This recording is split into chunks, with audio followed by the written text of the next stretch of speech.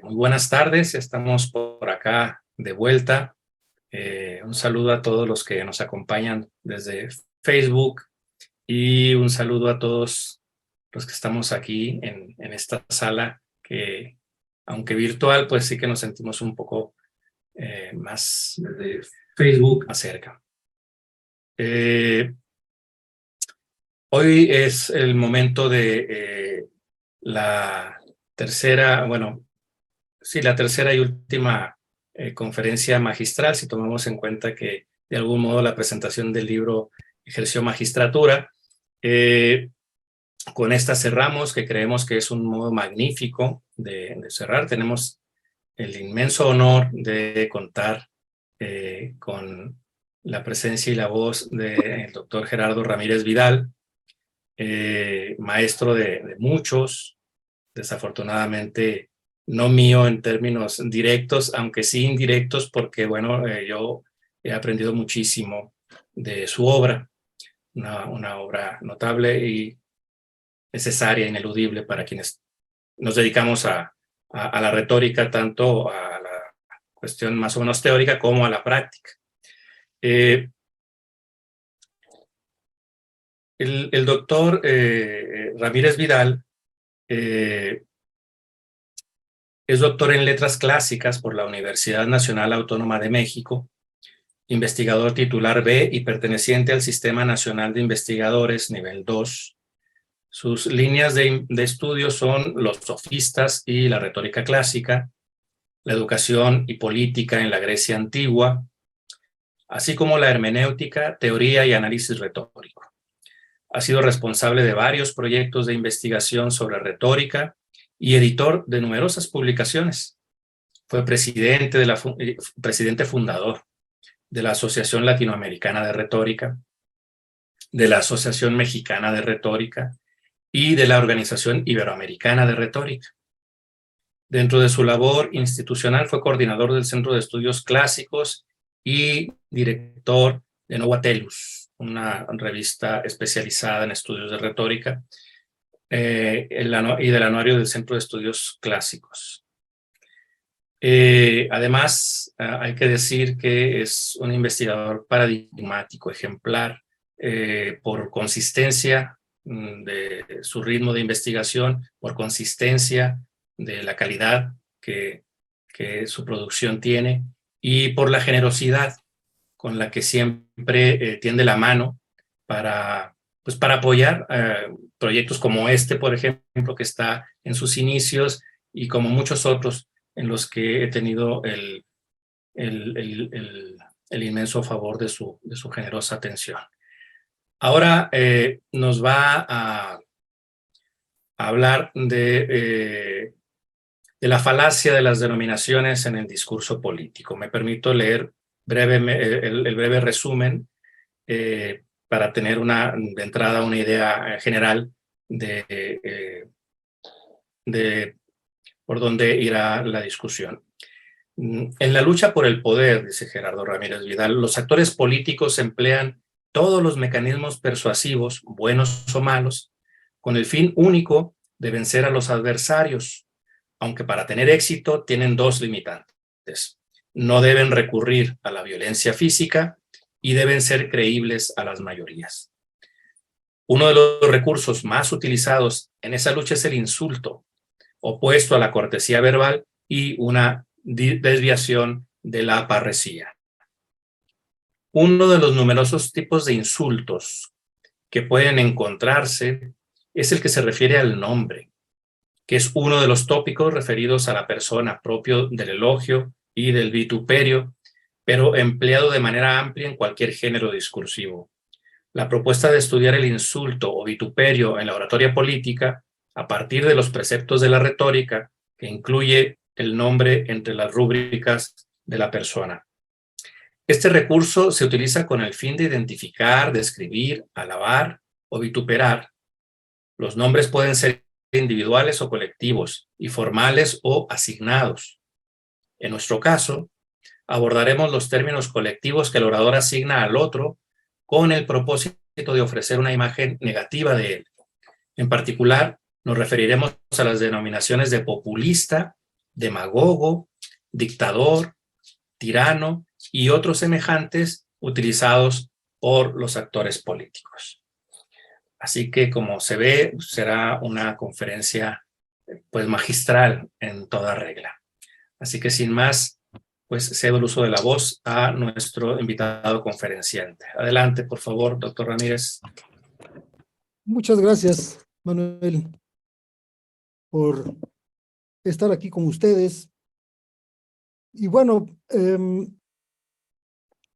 el tema que voy a presentar, pues yo pensaba que no daba como para una conferencia magistral, pero la verdad es que salen tantas cosas que sí es un tema que resulta bastante significativo para lo que estamos haciendo en este coloquio.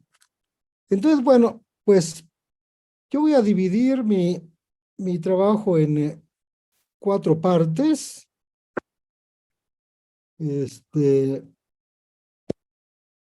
Como están ahí exactamente en el resumen, incluso voy poniendo abajo de cada una de las 4 partes el pasaje del resumen que envié. Entonces, lo primero sería la violencia y la retórica. ¿Qué cosa tiene que ver una con la otra? Porque hemos escuchado que hay que recurrir a la retórica para evitar la violencia. Entonces, eso es lo que vamos a ver primero. Y ya después vendría el asunto de la denominación de los nombres propios y la importancia que esto tiene en general y en particular en en en el discurso político. En tercer lugar es el nombre y el vituperio. ¿Cómo se utiliza el nombre para vituperar?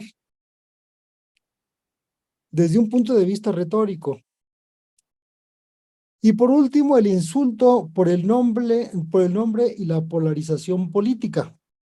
Son realmente 3 discursos que podrían ir incluso separados. De tal manera que, pues, al terminar el primero, empiezo propiamente otro discurso, como si participara 3 veces, aunque solo sea una la constancia. No, está bien. No, son breves, no es mucho lo que voy a decir aquí. Entonces, pues yo empiezo precisamente con este primer punto, que es la violencia y la retórica. Y vamos a ver, permíteme un momento. Bueno,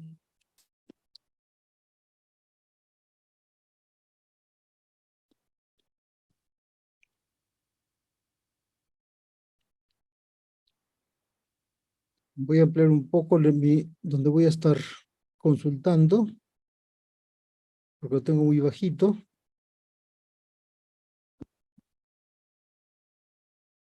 Entonces, violencia y retórica. Ya no leo la parte que está en cursiva porque pues ya no es, ya se acaba de leer. Y entro pues directamente aquí. Vamos a ver. Hoy estamos muy preocupados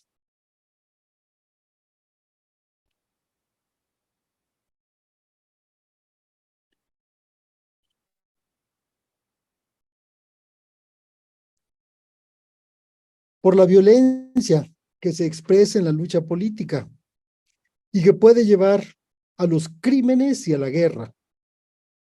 Observamos que una de las causas se encuentra en el empleo de determinados usos del discurso que polarizan a la sociedad y que se traducen en actos violentos. Los ejemplos saltan a la vista.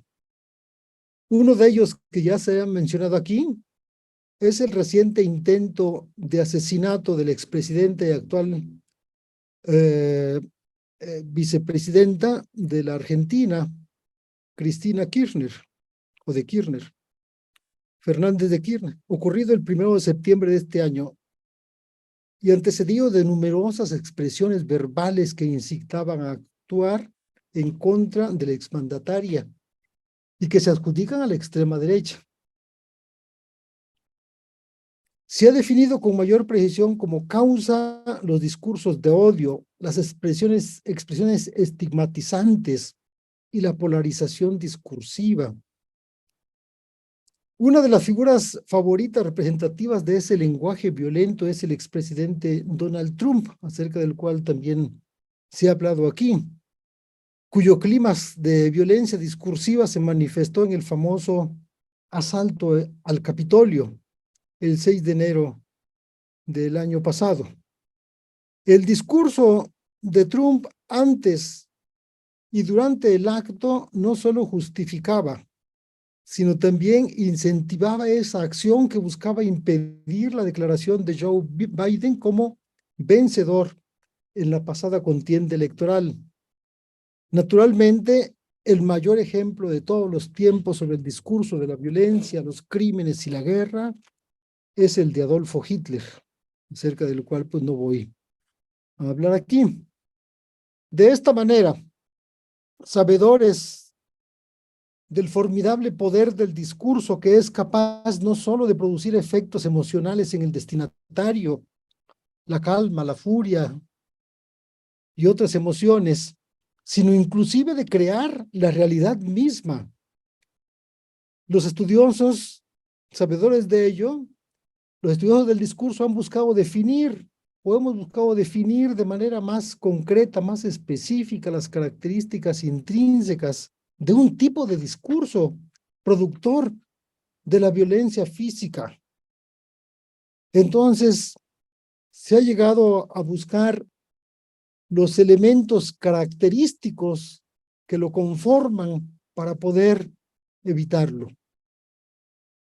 Uno podría pensar que los resultados de esa lucha han sido muy alentadores, pues se expresan en doctrinas dominantes hoy en día como son los derechos humanos y el lenguaje políticamente correcto. Doctrinas que se han utilizado retóricamente, es decir, como argumentos en los juzgados y en la política para convencer al juez y vencer a los adversarios. El empleo de los derechos humanos ha derivado incluso en procesos penales contra sus infractores. Naturalmente, estos instrumentos han sido también aprovechados judicial y políticamente para defender a delincuentes. Los políticos utilizan esos derechos para acusar, con sustento o sin sustento, a sus adversarios de violentar los derechos humanos. Acordémonos de Alito. Asimismo, cuando son objeto de una acción judicial, argumentan que son perseguidos políticos o que se violan sus derechos, o bien los gobiernos utilizan también los derechos humanos para juzgar a regímenes contrarios a esos gobiernos como violadores de esos derechos. El caso, claro, pues es Cuba. De manera estricta podemos afirmar que los derechos humanos son una doctrina reciente que ha nacido dentro del sistema neoliberal con la finalidad de mitigar los dañinos efectos del liberalismo económico. Asimismo, esos derechos son un resultado exitoso, como hemos dicho, de esa lucha contra los discursos y actitudes que violentan a las personas y a la sociedad. Como acotación de lo anterior, quisiera observar dos cuestiones. Primero, que el éxito de esa doctrina incide en su capacidad de mitigar los tremendos efectos de las diferencias sociales y económicas, pero no resuelven de fondo el problema sustantivo que se manifiesta en la injusta distribución de los bienes. Es más, el neoliberalismo inventó los derechos para justificarse. Es un poco pesado tal vez esto. En segundo lugar, que no se puede hablar, porque sería anacrónico, de derechos humanos en la antigüedad. Podría decirse que no existían los derechos humanos porque no existía el neoliberalismo, lo que no quiere decir que el sistema esclavista fuera mejor que el liberalismo. Los esclavos, las mujeres y los extranjeros estaban bajo tutela de los ciudadanos con plenos derechos, como bien lo sabemos. En consecuencia, la retórica antigua no recurría a los derechos humanos como tópicos o fuentes de los argumentos, aunque sí recurría a otras doctrinas, como el de la epieikeia o aequitas, que permitía aminorar los rigores de la ley en determinadas circunstancias, llegando incluso a la compasión o conmiseración, recurriendo precisamente a argumentos emocionales. Además, existía un entramado de nociones relativas a las personas que ordenaban el pleito judicial o el debate político, que veremos más abajo con mayor detenimiento. Por otra parte, los oradores antiguos, tanto griegos como romanos, hacían un uso abundante, en extremo, del lenguaje violento. En consecuencia, la retórica antigua, es decir, el arte de la palabra, no estaba orientada en contra de la violencia verbal.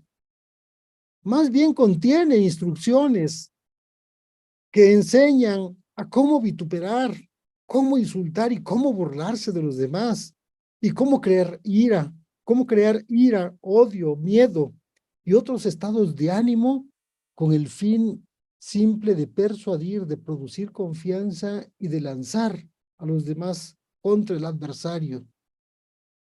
Por eso cuando digo, bueno, si vamos a pensar que la retórica nos va a auxiliar en este camino, pues está un poco complejo. Y para eso viene aquí este pasaje de la retórica Alejandro, eh, en donde donde afirma en el autor anónimo, en donde afirma lo siguiente: en los vituperios se debe ironizar y burlarse del adversario por aquello de lo que él se enorgullece, desprestigiarlo en privado, o cuando hay presentes, pero ante la multitud, lanzar acusaciones, sobre todo comunes.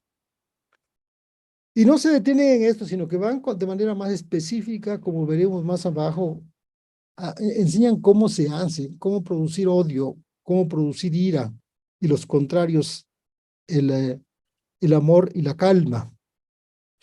Y vamos a ver el ejemplo nada más de la ira, no del odio, porque sería ya mucho. En relación con la ira, en el libro segundo de la retórica, el propio Aristóteles muestra esa estrategia retórica cuando afirma que un orador podría hacer mediante su discurso, y en este caso diatulogo, mediante el argumento discurso, es muy correcto esto, el argumento discurso. Primero, que los jueces se sintieran realmente irritados. Segundo, que los adversarios del orador sean vistos como los responsables de aquello por lo que los jueces se irritan. Y tercero, que aquellos sean vistos como las personas contra las cuales los jueces se irritan. La ira ataca sobre todo a los que desean con fuerza algo. Es el deseo incumplido de algo, de un deseo de algo que no lo tienen.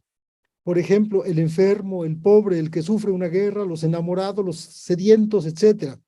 Son susceptibles de ira cuando no se les hace caso o se es indiferente ante su situación, y se irritan ante quienes los ignoran, los desprecian o se burlan de ellos, o contra quienes se alegran por nuestras desgracias o sus desgracias, o se burlan de sus o de nuestros defectos.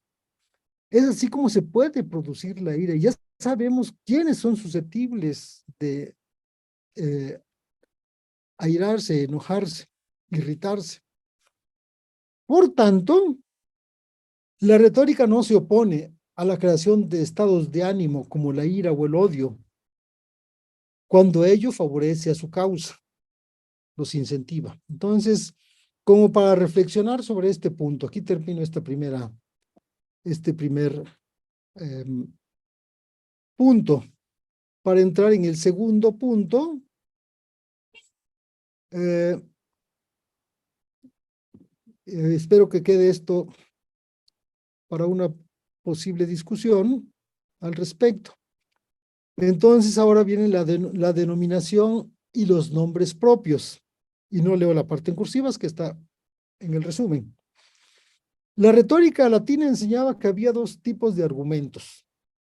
Un tipo de argumentos era relativo a la persona, el otro era relativo al hecho. Era muy claro para la retórica latina esta división, ¿no? Se podía argumentar en el tribunal de esas dos maneras, recurriendo a las cuestiones de hecho y de derecho, diríamos en este caso, va unido lo del derecho, y por otra lado a la cuestión de las personas. Y nosotros podemos imaginar que esto de las personas, pues es el argumento eh, ad personam, eh, por lo tanto serían puras falacias. También pensemos en eso. Em, los argumentos sobre la persona tienen como función la alabanza y el vituperio. No solo la alabanza, se llama mucho la atención sobre la alabanza. En realidad, tienen muchísimo de vituperio. Si nosotros revisamos los textos antiguos, eso va a ser claro para nosotros. Y la retórica antigua ofrece una serie de tópicos o rúbricas que el orador puede emplear en un sentido y sobre todo en el otro, en el del vituperio. Estas rúbricas pueden ser externas o internas a las personas. Las externas son aquellas que recibimos de fuera, como la riqueza, la familia, entre muchas otras. Las internas, en cambio, se refieren a las virtudes o atributos y a los vicios o defectos, ya sea del cuerpo o bien del alma. Por ejemplo, la fuerza y la velocidad o sus contrarios en el primer caso, la magnificencia y la valentía o sus contrarios en el otro. Aquí tenemos este cuadro que nos da un resumen de todos los argumentos que existen en la, en la Institutio Oratoria de Quintiliano. Y bueno, ahí vemos las pruebas artificiales, ¿no? Y estaban antes las no artificiales, y estas pruebas artificiales se dividen en signa, que luego se confunden con los argumenta y luego los exempla. Y ya, bueno, los signa tienen también diferentes, una división, pero me interesa llamar en este caso a los argumenta que tienen los lugares o sedes de los argumentos de la persona o de la cosa. Y aquí, por ejemplo, es la causa, por qué se cometió el asesinato, por qué lo mató, etcétera, ¿no? Encontrando la causa del acto y el tiempo en que lo hizo, porque tal vez la persona eh, que cometió el delito, pues lo hizo durante la noche, de tal manera que la culpabilidad pues es más segura, etcétera. Y luego un lugar público, un lugar apartado, todos estos elementos se toman en consideración para definir el hecho. Y luego también, como decía, la cuestión de la ley para poder definir el tipo de ilícito. En cambio, tenemos arriba el de la persona. Estos se utilizan en conjunto en el discurso judicial, en el discurso deliberativo, aunque vienen sobre todo del discurso epidíctico, que tiene que ver precisamente con el elogio y el vituperio, pero se encuentran en todas partes. Esto es lo que también me parece que en un momento había señalado el doctor Manuel. Bueno, entonces aquí nosotros vemos pues los diferentes elementos de la persona que pueden utilizarse en los tribunales y en los demás lugares que hemos dicho. Se puede, por ejemplo, pues revisar el asunto del nacimiento, a qué familia pertenece Entonces, cuando pertenece a una familia importante, pues eso tiene importancia en las sociedades como la ateniense y la romana, sobre todo en la romana, ¿no? Pero eh, diríamos esto es un, un elemento importante y todos los demás que vienen. Por ejemplo, la natio, cuando se está hablando, por ejemplo, de los bárbaros o de los judíos, entonces se hace todo un discurso extraordinario, realmente racista. Esto es puramente el racismo lo que viene aquí. Entonces, todos esos argumentos, amigos, estos son las rúbricas, es decir, los lugares de donde se obtienen argumentos. Del genus se obtienen diferentes argumentos, igual de la natio, de la patria, del sexus. Si es mujer, si es hombre, pues cambia.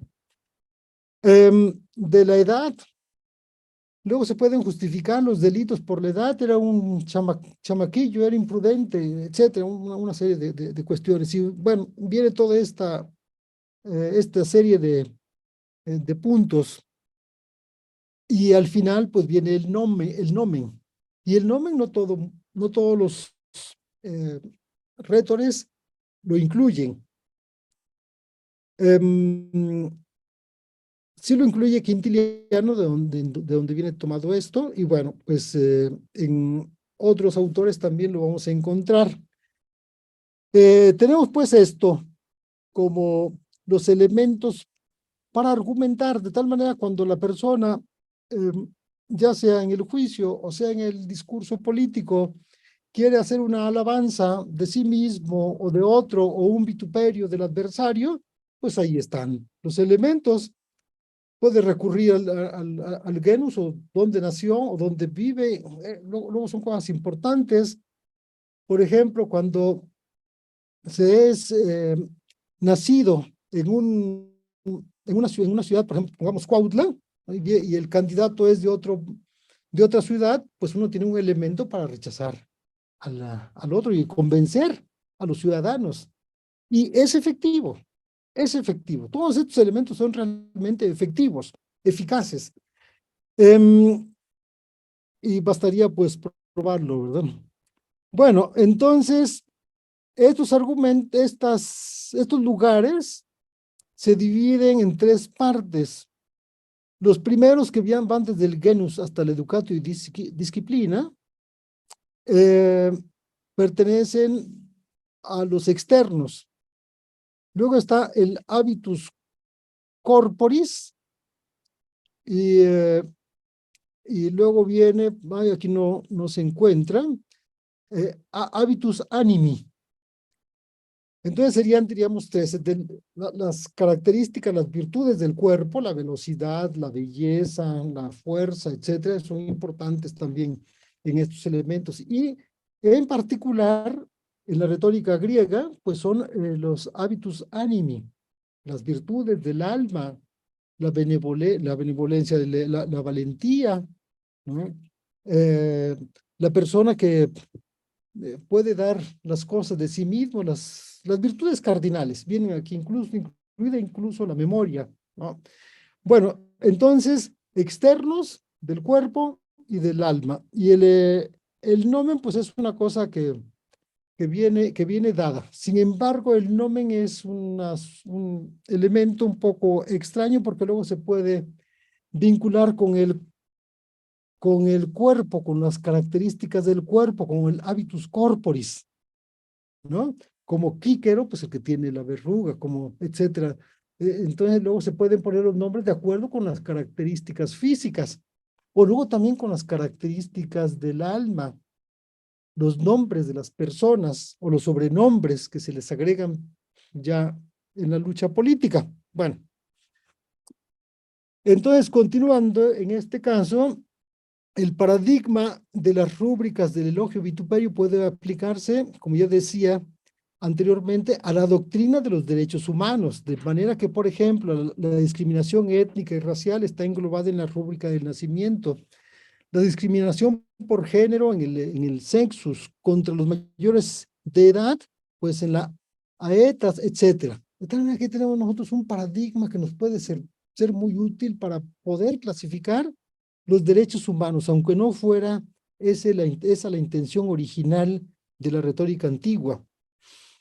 Tal vez el tópico que tenía menor importancia, como ya había dicho, era el relativo al nombre, al cual dedicamos esta indagación. Bueno, y el nombre, ya sea propio o común, ha sido objeto de numerosísimos y profundos estudios. Por ejemplo, este Garry que viene aquí, lo incluí, este libro de Garry Pierre, La gramática del nombre propio en francés. Es un libro bastante largo que aborda desde el punto de vista lingüístico, obviamente, el asunto del nombre. Hay numerosos aspectos que se han estudiado en relación con el nombre, con el verbo denominar, nominar, nombrar, etc. Bueno, el acto de otorgar, de denominar, de otorgar un nombre a las personas, animales y las cosas es una práctica cotidiana. Así, todo el mundo lo sabe, cuando en el Génesis se narra que Dios dio al hombre la potestad de denominar a todos los animales, o cuando los padres van al registro civil para dar un nombre a sus hijos, que además es un derecho. El acto de denominar es a veces arbitrario, así como lo es el signo lingüístico. No hay relación natural entre el nombre propio y la persona.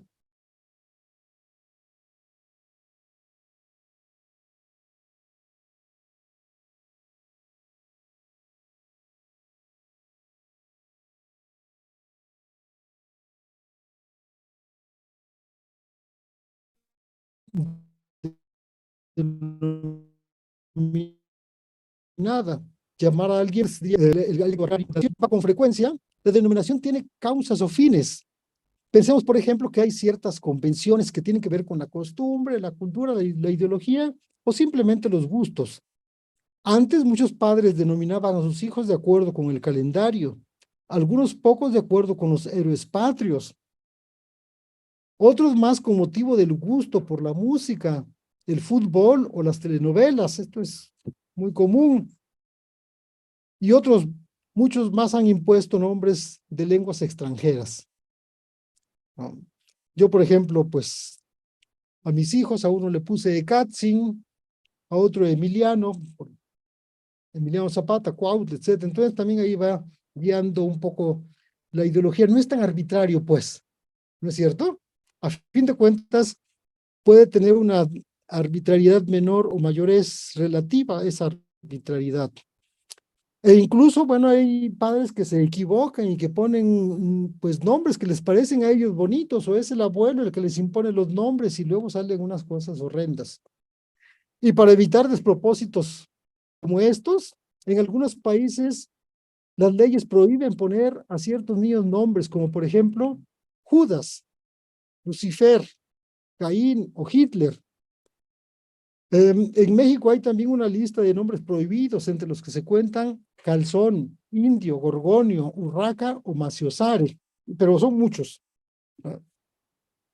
A mi hijo, que no le gustaba su nombre Emiliano, me dijo que quería cambiarse su nombre. Digo, sí, no hay ningún problema, si no te gusta, se puede hacer un juicio y te cambiamos el nombre.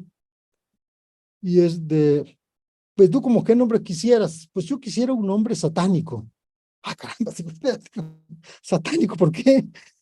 Y y luego le dije, ¿sabes qué? Te queda muy bien Caronte. Imagínate, Caronte Ramírez Segura, qué bien se escucha, hombre.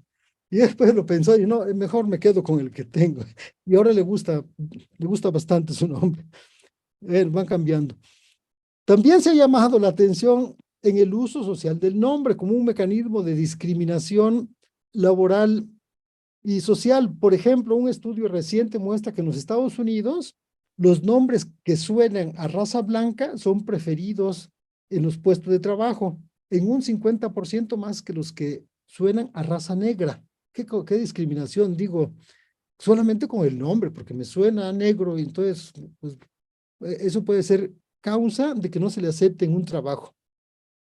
Y también se conocen muy bien los nombres parlantes, que tienen como referente algún rasgo físico o psíquico importante de los personajes. Esto es, describen su figura o su carácter, o indican la función que estos desempeñan en una obra literaria. Puede darse también en la vida real, como vamos a ver más abajo.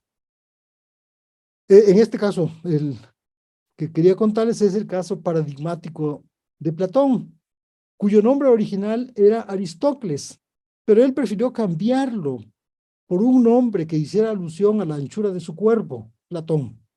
Bueno, pues ese es un nombre parlante. Creíase también que el nombre llevaba consigo el futuro de la persona a la que se le imponía. Esa era una creencia bastante extendida en Roma. Incluso había un dicho: nomen es omen, es decir, que el hombre es el destino del hombre, el nombre es el destino del hombre, se le impone y ya se le da un destino. Y eso se ha creído incluso de manera reciente. Incluso tal vez es probable que en muchos casos esto sea así, porque luego el nombre se va imponiendo incluso a la persona. Eso en los estudios psicológicos se ha también observado. Bueno, los filósofos antiguos debatieron incluso sobre el carácter natural o convencional del nombre propio, como consecuencia de la discusión más amplia sobre la oposición entre physis y nomos, entre naturaleza y convención, como aparece expuesto en el Cratilo de Platón. Para Aristóteles, el significado de nombre se daba por convención, pero no todos estaban de acuerdo con Aristóteles.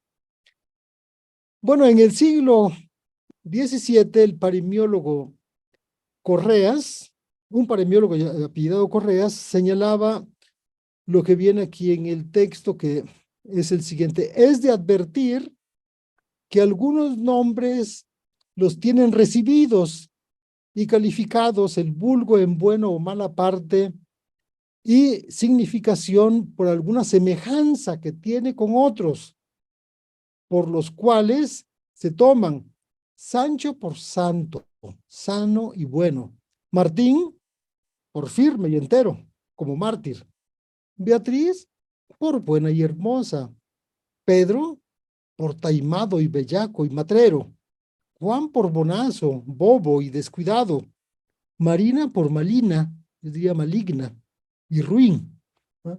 Rodrigo por el que es porfiado y duro, negando. Decláralo el refrán: pera que dice Rodrigo no vale un higo. Bueno, entonces también los nombres, digo, este tipo de nombres parlantes que tienen un sentido. Aún más, a veces el nombre tiene una relación natural con la cosa, como ya lo había adelantado, como sucede con frecuencia con los apodos. En el caso de Cicerón ya lo había señalado, pero también con el caso de los apodos que se refieren a alguna característica física o moral de las personas o actividad. En este caso estoy refiriéndome a los sobrenombres, que también son nombres. Por lo anterior se entiende que dos estudiantes francesas, Leroy y Toc, hayan subrayado su importancia.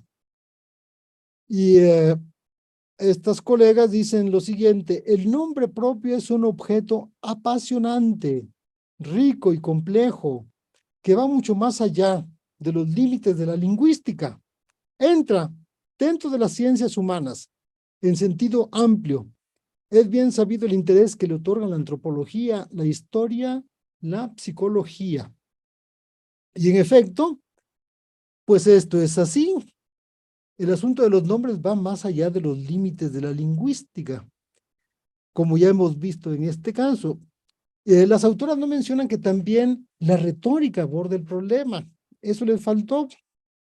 El problema de los nombres, pero le faltó con toda razón, porque esa disciplina actualmente se olvidó de las denominaciones, de los nombres, a excepción de algunos autores que las mencionan en relación con los tropos y las figuras retóricas.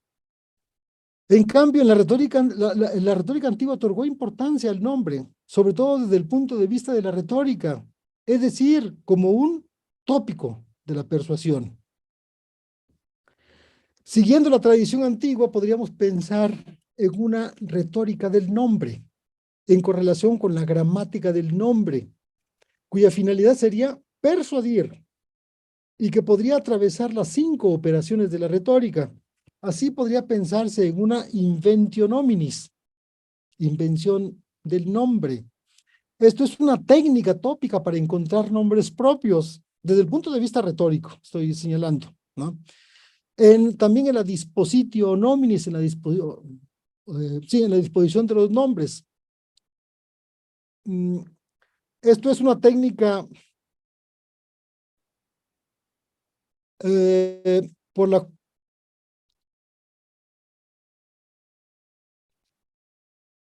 la cual se pueda disponer de una manera más adecuada un nombre. Por ejemplo, tenemos el caso de Juan Antonio. ¿Qué cosa es mejor? A ver, pensemos nosotros. ¿Juan Antonio o Antonio Juan? ¿No? Entonces, pues está demostrado que en español suena mejor el nombre más corto al principio. Basándome en este fenómeno, quise convencer a mis colegas de otras universidades que el nombre correcto de nuestro grupo de trabajo debería ser Red Mexicana de Retórica y Argumentación. Quería poner primero retórica y después argumentación, porque la segunda es más larga, pero me venció el colega de Aguascalientes, porque encontró que el orden argumentación y retórica era mejor porque se podía expresar con una sigla adecuada, REMAR. Y es por eso que actualmente nuestro grupo se llama así, Red Mexicana de Argumentación y Retórica. Pues el amigo Mario me ganó fácilmente este debate, porque tenía un argumento más fuerte. Bien, y también podría pensarse en el ocutio nominis, en la memoria de los nombres, que también es una cosa que se ha visto en los tratados de mnemotecnia, cómo aprenderse nombres, ¿no? Y luego también la pronuntiatio nominis. Bueno, ahora en lo que sigue me voy a centrar en las denominaciones como uno de los tópicos de la persona, como un tópico, como una inventio nominis. Esto es lo que voy a hacer enseguida y aquí terminaría el segundo discurso que había presentado y podría ir solo, sin la última línea que tengo aquí. Entonces, voy a entrar con el tercer punto, que es el nombre y el vituperio. Y bueno, vamos a ver aquí en el nombre y el vituperio lo siguiente. Pues sí que, como he dicho, el vituperio es importantísimo en la retórica antigua. El género epidíctico se divide pues en alabanza y vituperio, pero el vituperio abarca todos los demás tipos de discursos, ya lo he repetido y lo digo ahora de nuevo, porque me parece importante. Y no solamente eso, sino que se puede considerar, como lo hizo la retórica Alejandro, como un género en sí mismo. Entonces es un género, el vituperio. La importancia que le daban a este aspecto no es de menospreciar. Y bueno, en Aristóteles se muestra ahí cómo esto sirve precisamente el nombre para la argumentación, y esta es, diríamos, la teoría antigua del topos, del lugar del nombre. Y así dice Aristóteles, otro lugar es a partir del nombre. Por ejemplo, como dice Sófocles, claramente hierro, también tu madre te dio por nombre, o te dio tu madre por nombre hierro, Sídero. La persona se llamaba Sídero, ¿no? Entonces, eso por alguna razón está argumentando en este caso. Eso le sirve para argumentar, para persuadir a la persona a la que se está dirigiendo. Como acostumbran decir en las alabanzas de los dioses, y como Conón daba a Trasíbulo el nombre de audaz, Conón daba a Trasíbulo el nombre de audaz en el consejo. ¿Por qué eso significa Trasíbulo? Aquí el texto dice, Conón daba a Trasíbulo el nombre de Trasíbulo. Es decir, el audaz en el consejo, ¿no? Y Heródico decía a Trasímaco, siempre eres audaz luchador. Eso significa Trasís y Magé, ¿no? Entonces, audaz en la lucha, eso es Trasímaco. Y Apolo, siempre eres tú un potro, como alabanza. Y a Dracón el legislador y a Dracón el legislador que las leyes no serían de un hombre, sino de una serpiente, dracón, ¿no? Pues son duras, o dragón, también traducen algunos. Y como Écubo en la obra de Eurípides se dirige a Afrodita diciéndole, y Écubo se dirige a Afrodita, y correctamente el nombre de insensatez, Afrocine, Afrodita, da comienzo al nombre de la diosa. Es decir, que ella, Afrodita, es insensata. Porque así comienza también el nombre de Afrocine, como Afrodita, aunque no tienen etimológicamente que ver. Vamos a ver esto un poco más abajo. Y como dice Queremón, Penteo es epónimo de la desgracia futura, porque Penthos es pues desgracia. Esto es. Entonces son los nombres parlantes que tienen su significado y que se utilizan no solamente en la literatura, sino se utilizan muchísimo en la lucha política, ¿no? Bueno, vamos a continuar entonces con este asunto de los nombres parlantes que se dan, como decía, tanto en las alabanzas como en los vituperios. Y ya hemos visto pues el caso de Afrodita, que se utiliza en este caso para injuriar, mientras en los demás casos se utiliza para alabar.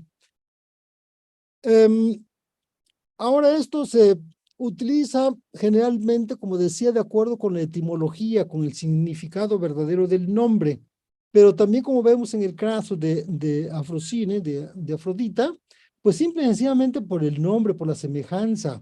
Entonces se trata de paronomasias, ¿no? Semejanzas en los nombres que nos ayudan a utilizarlos para persuadir, para convencer o para burlarse simplemente.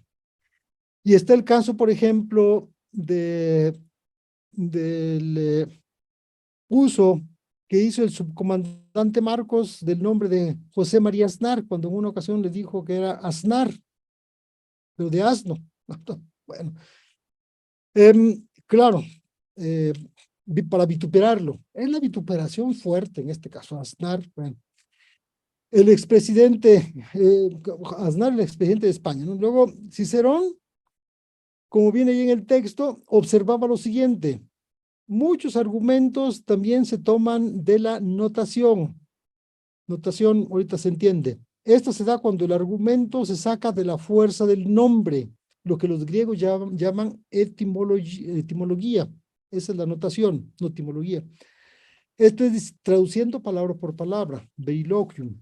Nosotros, empero, huyendo de la novedad de esa palabra no suficientemente apta, llamamos notación a este género, porque las palabras son las notas de las cosas. Así también Aristóteles llama símbolo, notación símbolo, a esto que en latín es nota. Cicerón es el príncipe del discurso violento y del estilo burlón y sarcástico. Muchos estudiosos se han dedicado a indagar sobre esa estrategia retórica. El ejemplo más llamativo es cuando se dirige a su adversario, Cayo Cornelio Verres, cuyo nombre Verres, en las berrinas significa, cuyo nombre Verres significa marrano. En latín, o en términos mejores, berraco, que es el cerdo macho que se utiliza como semental. Pero tal vez la obra más violenta que pueda encontrarse en el mundo occidental es la Segunda Filípica, donde ataca con una dureza extraordinaria a Marco Antonio, y esa es una cosa realmente violentísima. Aunque este discurso, la Segunda Filípica, no se pronunció, sin embargo se publicó, porque sí le va a pronunciar, pero ya no lo hizo. Y Marco Antonio era el personaje más importante en ese momento, que también valentía. En sus tratados de retórica indica las estrategias para sacar provecho de la burla y la ofensa, y sus discursos están repletos de ese tipo de usos. Y esta tradición en los tratados de retórica de Cicerón fue recogida por Quintiliano. También él estudia los accidentes de la persona, sobre el último de los cuales el accidente o el lugar del nombre recoge esa tradición, pero con ejemplos diferentes. repite primero la idea ya bien sabida, ponunt in persona et nomen, ponen también el nombre en la persona. Es decir, los maestros de retórica incluyen el nombre entre los lugares de la persona.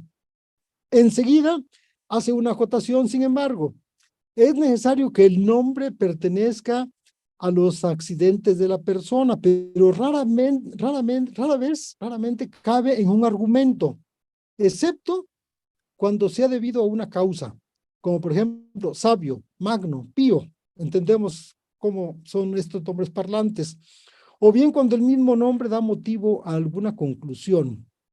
El maestro latino presenta dos ejemplos de este segundo caso.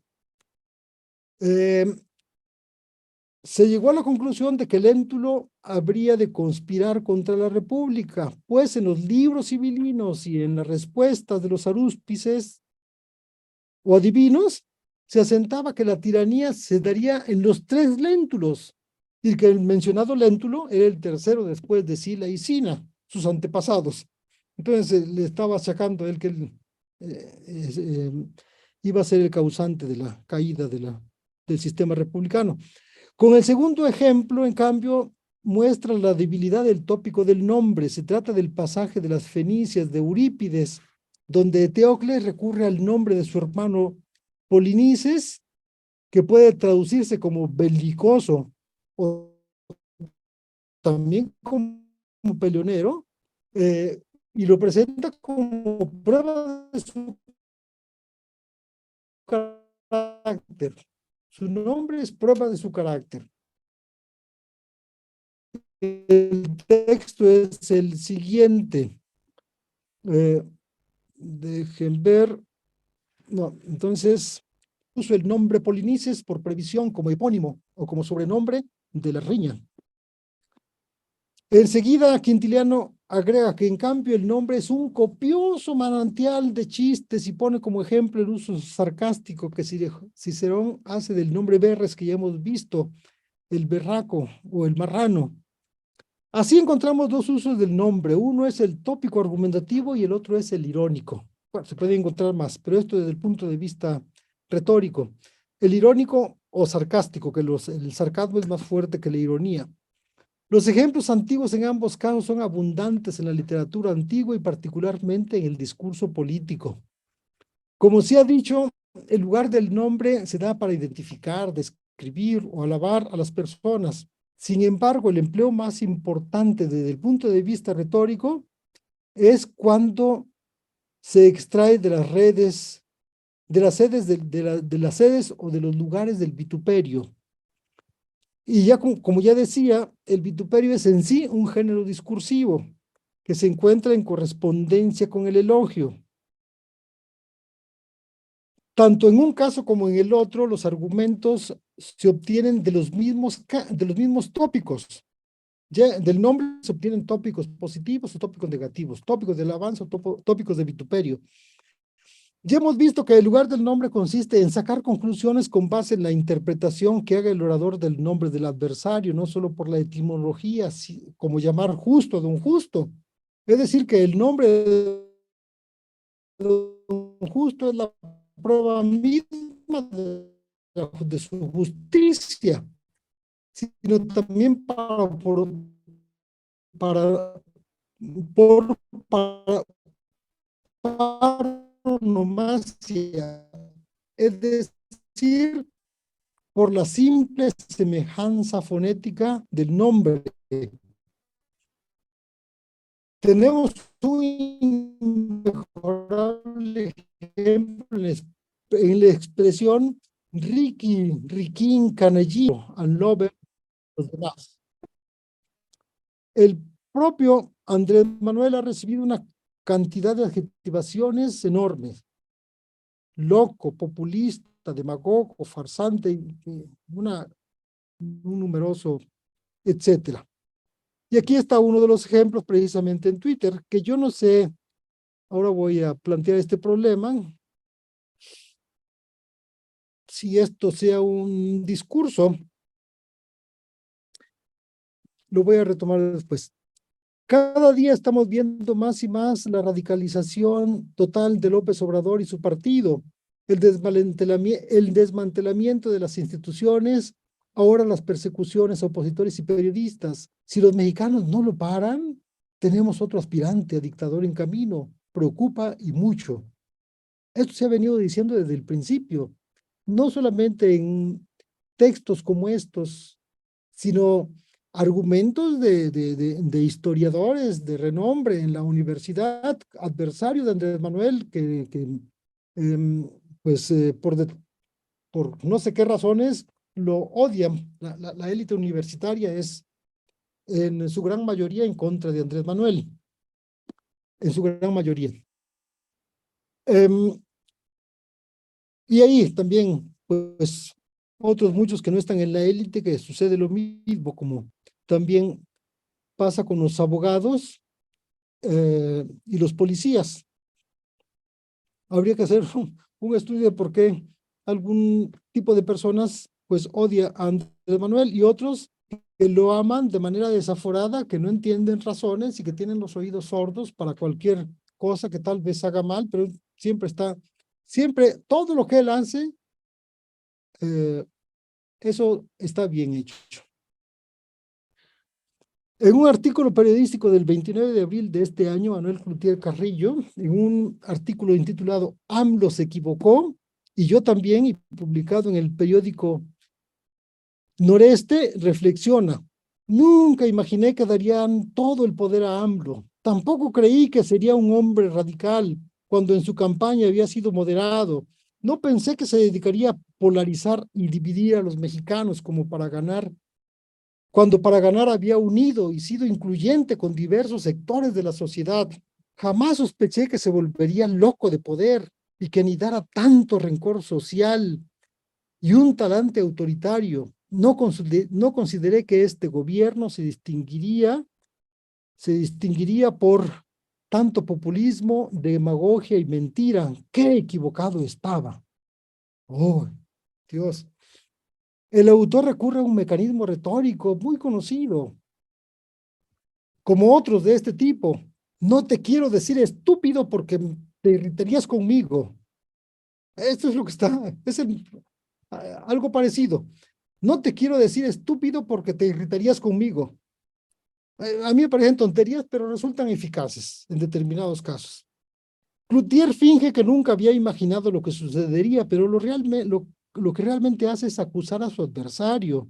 Estos recursos se analizan en la parte de la planeación del discurso llamado ductus. La conducción del discurso es una parte de la retórica, en donde se planea el discurso y se dice cómo se va a elaborar, si se va a elaborar de manera directa, diciendo, llamando pan al pan, pan y al vino, vino. Entonces el lenguaje directo, o bien otro dándole una oblicuidad o escondiendo lo que quiere decir tras las palabras, etcétera. Entonces esa es la parte inmediatamente anterior a la elaboración propiamente discursiva. Bueno, y ya. Se ha observado que el lenguaje ha instaurado una polarización política alimentada desde el poder y sus borregos, o por los contrarios, fifís. Dice un experto en comunicación de la UNAM, Arturo Guillemot Rodríguez: lo que sí nos llamó la atención es el tono de agresividad de este grupo fifí. Retoman los colores del fascismo, el negro de las juventudes franquistas, las juventudes hitlerianas, las camisas negras, y los ponen como su símbolo. Además que la marcha la encabezaron representantes del conservadurismo más retardatario de este país, los que callan a las mujeres y les tapan la boca, los que no quieren que se imparta educación que se salga de sus parámetros de machismo, de exclusión. Entonces, pues está ahí un debate actualmente con la polarización del país. Sinceramente, yo veo todo normal. Cuando se dice que se quiere la unidad, yo digo que es mejor la diferencia, y creo que estamos de acuerdo en eso, por lo menos en términos generales.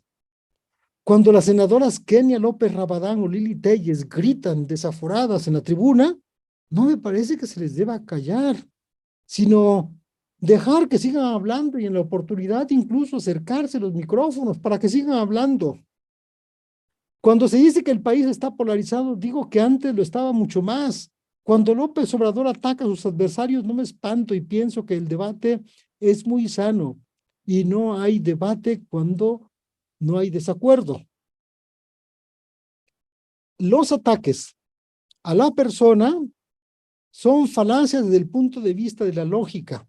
Casi todo lo que vemos en la tribuna, en los periódicos, en las redes sociales, son falacias. Pero la retórica política vive de las falacias. No podría existir sin ellas. Los lógicos pueden seguir estudiando las falacias en las tareas científicas y tal vez académicas, pero donde no hay, ni puede, ni debe haber, es mejor que no intervengan. Donde no hay falacias, ¿no? Ni puede haber, ni debe haber, es mejor que no intervengan.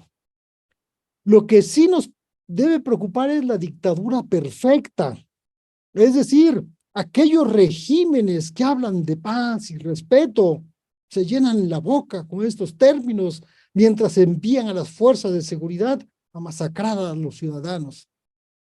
Mientras Hitler aseguraba a los embajadores de otras naciones que no tenían ninguna intención de iniciar la guerra, preparaba sus batallones.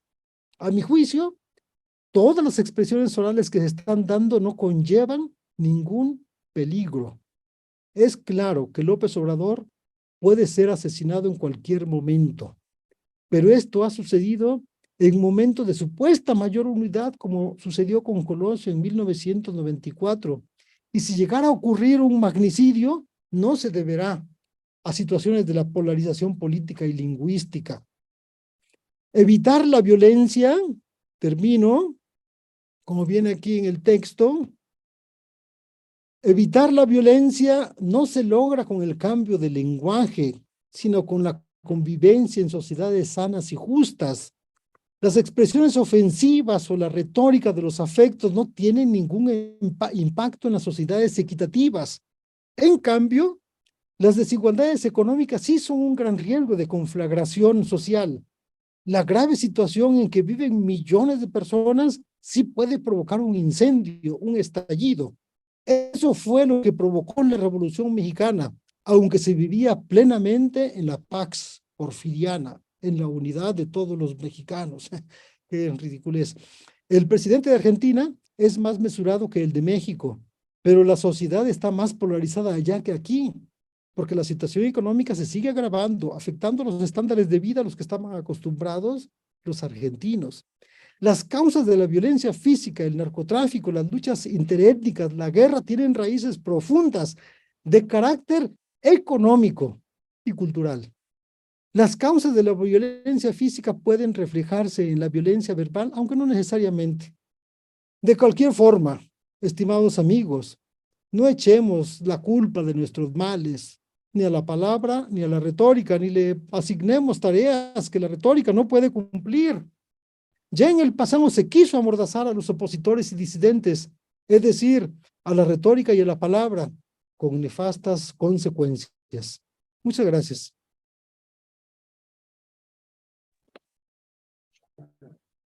Caray, Gerardo, nos has dado un montón de cosas en qué pensar.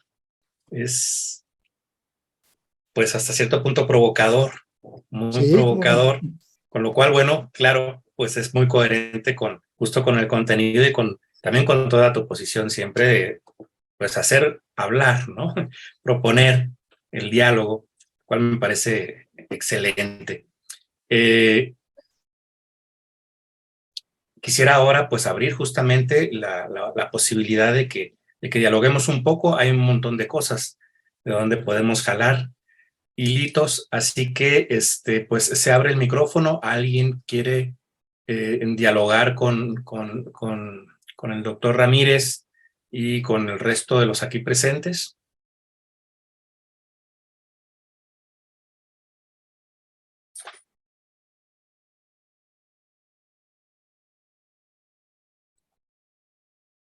Eh, Laura, por Buenas favor, noches. adelante. Profesor Gerardo, ¿cómo está? A mí, o sea, después de todas las charlas a las que he asistido durante toda la semana, Como que llegar a este punto con esta charla me parece como, no sé, como Climático. chocante, ¿no? Climático. Porque se procuró, claro, no, y lo hemos hablado mucho con la profesora Alejandra también, con este idealismo que hay del logos, ¿no?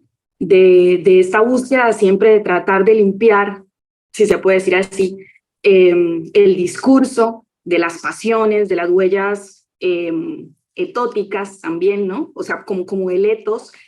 Creo que en alguna de las charlas anteriores en estos días se hablaba un poco como de pensar el etos desde el autoritarismo.